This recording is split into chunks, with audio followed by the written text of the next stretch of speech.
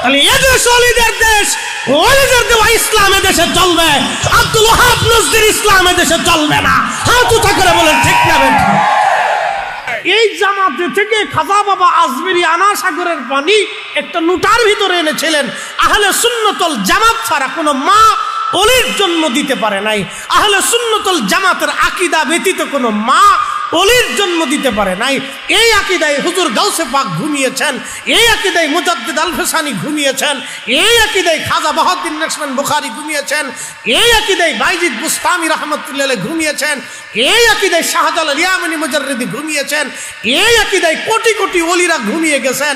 আমরা জীবন চলে যাবে, আহলে সুন্নাতুল জামাত ছাড়ব না। হাত উঁচা করে বলেন ঠিক না বেঠিক? খাজা বাবা আজমিরি যা করেছিলেন তার কয়েক লক্ষ কোটি ভাগের এক ভাগও এদেশের আলেম করতে পারে নাই। আমি আলেমদেরকে ছোট করতেছি না, আমি তুলনা দিতেছি। অতএব খাজা বাবা আজমিরি শ্রেষ্ঠ, উনি একা যা করলেন আমরা 1 কোটি ওলামা ইকরাম তা করতে পারি না।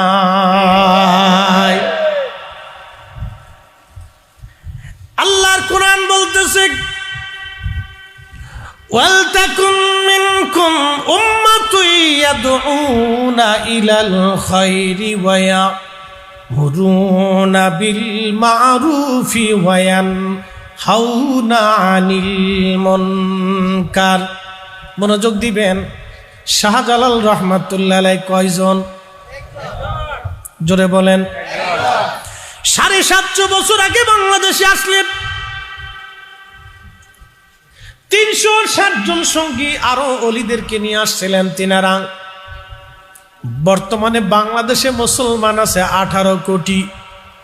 শুধু বাংলাদেশেই কালেমার দাওয়াত দেন নাই, ত্রিপুরাতে আছে, আসামে আছে, এরপরে আপনার মেঘালয়ে আছে, এরপরে আপনি যদি যান কলকাতা দিয়ে আরো অঞ্চল দিয়া। হযরত শাহজালাল রাহমাতুল্লাহ আলাইহি 750 বছর আগে একা যা করেছে 18 কোটি মুসলমান সবাই মিলে আমরা তা করতে পারি না। আসতে বললেন কেন? জোরে বলেন। উনি যদি এইভাবে নামাজ পড়তো, নতুন একদল হয়েছে হাফ লেডিস, উনি যদি এইভাবে নামাজ পড়তেন। এত শাহজালাল রাহমাতুল্লাহর বাড়ি কি বঙ্গোপসাগরে? কোন জায়গা ছিল? ইয়ামান। জোরে বলেন কোন জায়গা? সৌদি আরবের পার্শ্ববর্তী দেশ। সুদূর ইয়ামান থেকে, ইয়ামানের সানা থেকে রওনা দিয়ে সৌদি আরব হয়ে মক্কা মদিনা হয়ে দিল্লির নিজামউদ্দিন আউলিয়া রাহিমাহুল্লাহর বরগাহ হয়ে জোয়া জাহাজত নিয়ে আল্লাহর ওলি বাংলার জমিনে ঢুকলেন 750 বছর আগে। উনি যদি এইভাবে নামাজ পড়তেন, এদেশের 18 কোটি মুসলমান বুকে হাত বেঁধে নামাজ পড়ত। উনি যদি 8 রাকাত তারাবি পড়ত, এদেশের 18 কোটি মুসলমান 8 রাকাত তারাবি পড়ত। উনি রাসূলুল্লাহর সঠিক ইসলাম এদেশে আনছিল। এখন যারা মসজিদের মধ্যে এসে গ্রামে গঞ্জে ভেজাল বাঁধাইছো, তোমরাই হলো অরিজিনাল। প্রিয় আশুগঞ্জবাসী খুবই মনোযোগ দিবেন। আল্লাহর কোরআনে রব্বুল আলামিন আমাদেরকে শিক্ষা দিলেন, আমার বান্দাদের ভিতরে একদল বান্দা থাকবে যারা মানুষদেরকে আল্লাহর দিকে ডাকবে। এই ডাকার প্রধান ভূমিকা যারা পালন করেছিলেন তারা ওলিরা। কারণ আমরা যা করতে না পেরেছি তেনারা তা করে দেখিয়ে দিয়ে গেছেন। পুরা আনা সাগরের পানি একটা লোটার ভিতরে যিনি আনলেন তিনি খাজা বাবা আজমিরি। কি কথা বলেন ঠিক কিনা? পুরা আনা সাগরের পানি যিনি আনলেন তিনি খাজা বাবা আজমিরি। হুজুর গাউসে পাক মহিউদ্দিন আব্দুল কাদের জিলানী রাহমাতুল্লাহ আলাইহি এত বড় ওলি ছিলেন, তিনি মুরাকাবার মধ্যে বসে লৌহে মাহফুজের পৃষ্ঠা তিনি উল্টাইতে পারতেন। একবার জোরে বলা যাবে কি ইয়া রাসূলুল্লাহ? বিশ্বাস হয় আপনাদের? বলতেছি। বিশ্ববিখ্যাত ইমাম মোল্লা আলী কারি মক্কি, আজ থেকে 450 বছর আগের মক্কার ইমাম ছিলেন তিনি। একটা কিতাব লিখেছেন হুজুর গাউসে পাকের জীবনী, আন-নুজহাতুল খাতির। এই কিতাবের মধ্যে তিনি লেখেন, হুজুর গাউসে পাক মুরাকাবার মধ্যে যখন বসতেন তখন লৌহে মাহফুজের পৃষ্ঠা তিনি উল্টাইতেন। আসতে হলো কেন? আরো জোরে বলতেছি। আল্লামা ইমাম সৈয়ুতি একখানা কিতাব লেখছেন, তাই কিতাবের নাম জামিউস সাগীর। এই কিতাবের শরহ লিখেছেন ইমাম মানাবি আত-তাইসির। শরহে জামিউস সাগীরের মধ্যে লেখেন, নবীর সামনে এক সাহাবীর নাম ছিল হারিস। হাদিস খানা আল্লামা ইমাম ইমাম বুখারী রাহমাতুল্লাহ আলাইহির মুস্তাদ ইমাম আবু শাইবা মুসান্নিফ ইবনে আবি শাইবার ভিতরে হাদিস খানা তিনি নকল করেছেন। হুজুরের সামনে সাহাবী যখন দাঁড়াইলাম, নবীজি বললেন, সাহাবীরে তোমার সকালবেলা কেমন কাটে? হুজুর আমার সকালবেলা পরিপূর্ণ ঈমানের সাথে কাটে। বলো গো হারিস, প্রত্যেক হাকিকতের হাকিকত আছে, প্রত্যেক ভেদেরও ভেদ আছে, তো তোমার ঈমানের ভেদ কি বলো? হযরত হারিস বলেন, কান্নি আনজুরু ইলা আরশি রাব্বি বারিজান। নবী গো, আমার ঈমানের হাকিকত হলো আমি এইখানে দাঁড়াইয়া খোদার আরশে মুআল্লা আমি স্পষ্ট ভাবে আমি দেখতে পাই। আরো জোরে জোরে। কে বলতেছে? সাহাবী। জোরে বলেন, কে? সাহাবীর পাওয়ার বেশি না রাসূলের পাওয়ার বেশি? রাসূলের পাওয়ার কদ্দুর এবার কোরআন থেকে বুঝি। এই নবমণ্ডল ভূমণ্ডল যাহা কিছু তৈরি করলেন আল্লাহ, 7টা জমিন 7টা আসমান, এই 7 জমিন আসমানকে পরিবেষ্টন করে রাখছে কুরসি। এই কুরসিটাকে পরিবেশন করে রাখছে আরশ। আবার বলি, 7টা জমিন 7টা আসমান, 7টা জমিন ও 7 আসমানকে পরিবেষ্টন করে রাখছে কুরসি। এই কুরসিটাকে পরিবেষ্টন করে রাখছে আরশে মুআল্লা। সেই আরশে মুআল্লা জমিনের মধ্যে নবীর সামনে দাঁড়ায় সাহাবী দেখে, মনোযোগ দিয়ে। আর আল্লাহর কোরআন বলতেছে, আলাম তারা আন্নাল্লাহা ইয়াসজুদু লাহু মান ফিস সামাওয়াতি ওয়া মান ফিল আরদ।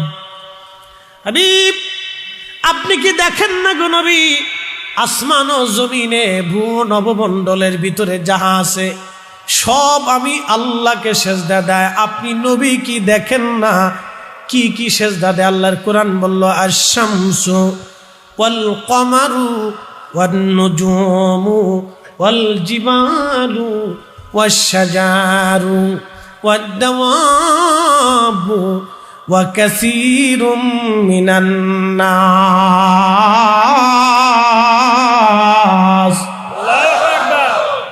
শ্রেষ্ঠ নবী দিলামুরি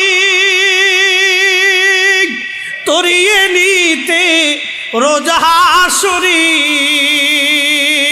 ঠিক কিনা? পথ না ভুলি তাই তো দিলে পাক কুরআনের বাণী। খুদা তোমার মেহেরবানি। সুন্দর ফল মিঠা নদীর পানি। খুদা তোমার মেহেরবানি। খুদা তোমার মেহেরবানি। আল্লাহুম্মা সাল্লি আলা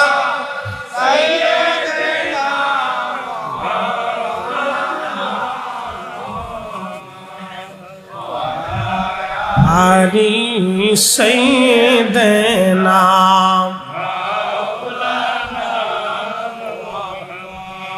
বুঝতে কি কোনো অসুবিধা? আল্লাহর কুরআন বলে, আলাম তারা, নবী আপনি কি দেখেন না, আশ-শামসু সূর্য আমি আল্লাহকে সেজদা দেয়, অল কমারু চাঁদ আমি আল্লাহরে সেজদা দেয়। অ্যাটেনশন, খুব মনোযোগ দেন।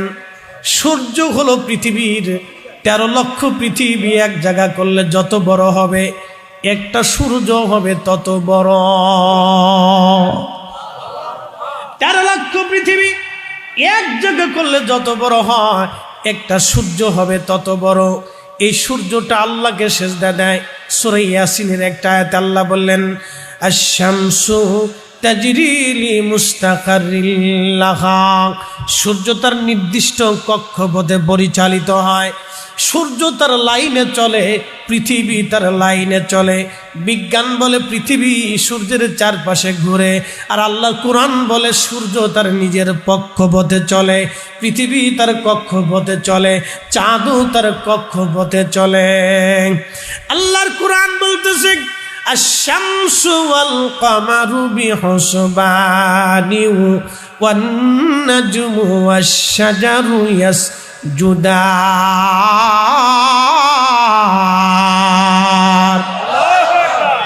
সূর্য এবং চাঁদ তার নিজেদের কক্ষপথে পরিচালিত হয়। এজন্য শরীয়তের বিধান হলো, চাঁদ দেখে রোজা রাখবা, চাঁদ দেখে তোমরা রোজা ছাড়বা। কথা কন না কে? চাঁদ দেখে রোজা রাখবা, চাঁদ দেখে রোজা ছাড়বা। ও সৌদি আরবে দেখলো না পাকিস্তানে দেখলো, সাথে আমাদের দেখার টাইম নাই। আমার আকাশে চাঁদ উঠছে কিনা আমাকে দেখতে হবে। সূর্য সূর্যের কক্ষপথে চলে, চাঁদ চাঁদের কক্ষপথে চলে। চাঁদ কখনো সূর্যের কক্ষপথে যাবে না, সূর্য কখনো চাঁদের কক্ষপথে আসবে না। চাঁদ চাঁদের রাস্তায়, সূর্য সূর্যের রাস্তায় চলবে। এই জন্য চাঁদ দেখে রোজা রাখতে হবে, চাঁদ দেখে রোজা ছাড়তে হবে। কথা ক্লিয়ার না ভেজাল আছে? তাহলে চাঁদের কাজ কি? বাংলাদেশে যে চাঁদ দেখা যাবে, সৌদি আরবে সে চাঁদ দেখা যাবে না, ডিফারেন্স হবে। পৃথিবী আল্লাহ এইভাবে সৃষ্টি করলেন। বাংলাদেশের আবহাওয়া সৌদির আবহাওয়া একরকম না। বাংলাদেশের সূর্যের আলোর তাপমাত্রা সৌদি আরবের সূর্যের আলোর তাপমাত্রা একরকম না। এই সৃষ্টির বৈষম্য যিনি করলেন, এক বাক্যে বলেন সেই মালিকের নাম কি?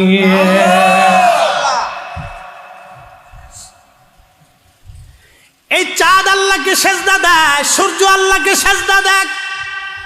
সুবহানাল্লাহ কইলেন না? সূর্যের মাসালা পরে যায়, চাঁদেরটা বলে যায়। আল্লাহর নবীর বয়স দুনিয়ার বয়স, হাকিকতের বয়স অনেক বিরাট। দুনিয়ার বয়স প্রিয় নবীজির 2 দিন। আব্বাস রাদিয়াল্লাহু আনহু নবীজির 2 বছরের বড়, চাচা ভাতিজার থেকে 2 বছরের বড়। আব্বাস রাদিয়াল্লাহু আনহু বলতেছেন, ইয়া রাসূলুল্লাহ, আপনি যখন দোলনায়, তখন আপনারে দেখতে গেছি। মারহাবা কর। যাই দেখি দোলনার ভিতরে আপনি কাঁপতেছেন। হুজুর, কান্নার ভিতরে দেখি আপনি চাঁদের দিকে তাকায় হেসে দিলেন। হাসার পরে দেখি আপনার কচি হাত মোবারক, আপনি যেই দিকে লড়াইতেছিলেন, আপনার হাতের ইশারায় আকাশের চাঁদ ওইভাবে দুলে দুলে, আপনার হাতের ইশারায় চাঁদ দুলতেছিল, লড়তেছিল। আরো জোরে। বনের যত পশু ভক্তি করতই 2 চরণ, মেঘমালা ছায়া দিত গায় গো নবীজি, কোন সাধনে পাইব তোমায়। আশুগঞ্জবাসী চাঁদের রসুল চিনে ফেললো, হতভাগা আমরা নবীর উম্মত হয়ে নবী চিনলাম না, ঠিক কিনা? আশুগঞ্জবাসী খুবই মনোযোগ দেন। চাঁদ নবীজির হাতের ইশারায় দুলতে লাগে। ইমাম বাইহাকি দালাইলুন নবুয়তের মধ্যে লেখেন, হযরতে আল্লাহর হাবিব বললেন, চাচা গো, ঠিক আপনি দেখেছেন হুজুর, ওই দৃশ্যখানা দেখার পরে আপনি কালেমার দাওয়াত নিয়ে আসলেন। আমি আব্বাস এখনো সেই দৃশ্য মনে আছে। ওই দৃশ্যখানার জন্যে আমার মন কালেমার প্রতি সাক্ষ্য দিয়েছে। আপনি হক নবী, সত্য নবী। বলবেন কি ছোট্টকালে চাঁদের সঙ্গে আপনার কি হয়েছিল? প্রিয় নবী ডাক দিয়ে বললেন, চাচা যান, আমার মা জননী দোলনার মধ্যে রেখে চলে গিয়েছিল। আমি একাকিত্বের কারণে খারাপ লাগতেছিল, ভালো লাগতেছিল না আমার। আমি কেঁদে ফেলে দিয়েছি। আমার মাওলা, আমার মালিক, আমার ঘরে বাবা নাই, আমি এতিম ছিলাম। আমারে খুশি করার জন্য চাঁদের নির্দেশ দিল। চাঁদ আমার কান্নার সময় আমারে সালাম দিত। চাঁদের সালাম শুনে আমি নবী হেসে দিতাম। একসাথে বলেন আল্লাহু আকবার। যেই নবী শিশুকালে চাঁদের সালাম শুনে, সেই নবী আমাদের সালামও বাংলাদেশ থেকে দিলে শুনতে পায়। কথা বলেন না কেন? ঠিক না? এই সাধারণ ছোট্ট ইয়াকিন যদি আপনার ভিতরে না থাকে তো মুসলমান হইতে, আপনি কিসের মুসলমান? গরু জবাই দিলে কুরবানি হয়নি। কুরবানি দেওয়ার হওয়ার জন্য, মকবুল হওয়ার জন্য ইখলাস লাগে। লম্বা পাগড়ি মাথায় থাকলেই মুসলমান হওয়া যায় না। তাহলে তো শিখেরাও মুসলমান হইত। অনেক সুন্দর দাড়ি থাকলেও তো তাকে প্রকৃত মুসলমান বলা যায় না, কারণ রবীন্দ্রনাথ ঠাকুরেরও দাড়ি ছিল। মুসলমান হইতে হলে আপনার বিশুদ্ধ আকীদা শর্ত। আস্তে কল কেন, জোরে বলে।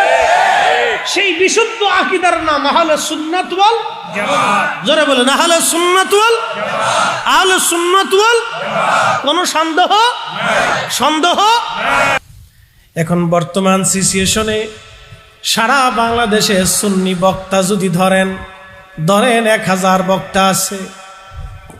যদি আপনি অন্য অন্য দল দেখেন, সব মিলিয়ে 2 থেকে 3,000 বক্তা আছে। এই সমস্ত বক্তা সারা বাংলাদেশে আলেম আছে প্রায় 50 লক্ষ। ভারত, পাকিস্তান, বাংলাদেশ আলেম আছে প্রায় 1 কোটি। সারা পৃথিবীতে আলেম আছে প্রায় 2 কোটি। সুবহানাল্লাহ কইলেন না? কত কোটি? 2 কোটি আলেমে সারা পৃথিবীতে মুসলমান বানাইছে কয়জন? হিসাব দেন। হ্যাঁ বলেন। বাংলাদেশে হাজার হাজার মসজিদ, লাখে লাখে মসজিদ, প্রত্যেক জুমাতে ওয়াজ হয়। মুসলমান হইল কয়জন? আপনি 10 বছরের পরিসংখ্যান দেন, কয়জন হইছে? আমরা এতগুলি বক্তা ওয়াজ করে 10 জন হিন্দুকে মুসলমান বানাইতে পারলাম না, 10 জন খ্রিস্টান মুসলমান হলো না, বৌদ্ধ মুসলমান হলো না, এত উপজাতি মুসলমান বানাইতে পারলাম না। কিন্তু খাজা বাবা আজমিরি কি ওয়াজ সেই দিন করলেন! ওনার একার ওয়াজে মুসলমান হইল প্রায় 1 কোটি। একবার জোরে বলা যাবে কি আল্লাহু আকবার? না, আরো জোরে বলেন আল্লাহু আকবার।